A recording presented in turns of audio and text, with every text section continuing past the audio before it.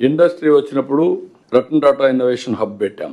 ఇందులో 1+5 hub and spoke models పెట్టాం. Every district లో కూడా మీరు ఫోకస్ చేసుకోవాల్సిన అవసరం ఉంది. ఒక ఇండస్ట్రియలిస్ట్ లీడ్ చేస్తే, ఒక యూనివర్సిటీ నాలెడ్జ్ పార్ట్నర్ గా, ఒక మెంటరింగ్, ఒక venture capital and also banker అందరినీ క్రియేట్ చేసి ఒక ఎకో సిస్టమ్ క్రియేట్ చేస్తున్నారు.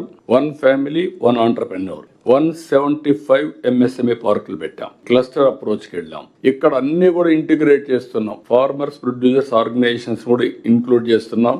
1 lakh ఆంటర్‌ప్రెన్యూర్స్ ఫ్రమ్ ఉమెన్. డాక్రా సంఘాలు, మెప్మా సంఘాల నుంచి ఈ ఇయర్ లోనే 1 lakh ఎంఎస్ఎంఈ ప్రమోట్ చేయాలనుకున్న దాన్ని కూడా చేస్తున్నాం. దీన్ని ఇంటిగ్రేట్ చేసి ఆర్టిఫిషియల్ ఇంటెలిజెన్స్ కూడా మీరు కరెక్ట్ గా వాడితే ఎంఎస్ఎంఈది చాలా ఇంపాక్ట్ వస్తుంది. అది కూడా కొన్ని సరిగా జరుగుతుంది. ఇండియాలో మీరు చూసినప్పుడు 5.93 crore ఎంఎస్ఎంఈలు ఉన్నాయని, 30% జీడీపీకి కాంట్రిబ్యూట్ చేస్తున్నాయని. ఇది కూడా మీరు చేయాలి. ఇక్కడికి వచ్చినప్పుడు 5 million ఇండియన్ ఫార్మర్స్ ఎఫ్పిఓలో ఒక 1000 పెట్టి ఇవన్నీ కూడా ఇంటిగ్రేట్ అవుతున్నారు. Industry MSME has to coordinate with farmers producers organizations and link it for your industrial development.